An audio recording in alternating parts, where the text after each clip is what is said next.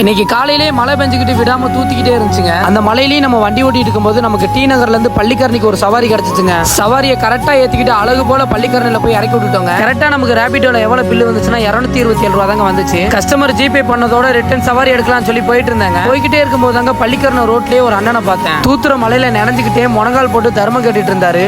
மலையில நினைக்கிறீங்க மழை விட்டுச்சா ஏன்னா அப்படி என்ன ஏன்னா கஷ்டமா இருக்குல்லண்ணே எங்களுக்கு பாக்குறவங்களுக்கு. சாப்பிட்டீங்களாண்ணே? சாப்பிடுமாண்ணே எதனாச்சும்?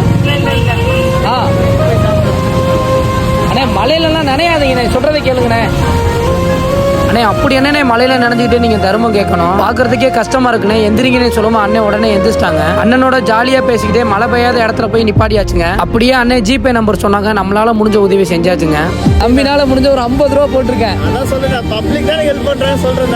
50 ரூபா போட்டிருக்கேன் மன்னிச்சுக்கங்க. நான் அப்பதாங்க முத சவாரியா 227 ரூபாய்க்கு எடுத்துட்டு வந்தேன். கையில இருந்து எடுத்து கொடுக்கறதுக்கு காசு என்கிட்ட இல்ல, ஜிபேல தான் இருந்துச்சு. நம்மளோட வருமானத்துல ஒரு 50 ரூபா அண்ணனுக்கு கொடுத்தாச்சுங்க. கொல்லென கொடுத்தல் உயர்ந்தென்று அதனெதிர் கொல்லேன் என்றால் அதனினும் உயர்ந்தென்று புறநானூர்ல சொல்லியிருக்காங்க. நம்ம கிட்ட இருக்கிறத கொடுத்து உதவுறது பெரிய செயலுங்க. அந்த உதவியை அறிஞ்சு வேணான்னு சொல்றது அதோட மிகப்பெரிய செயலுங்க. போட்டிருக்கேன் மன்னிச்சுக்கங்க. அவ்வளவுதான்.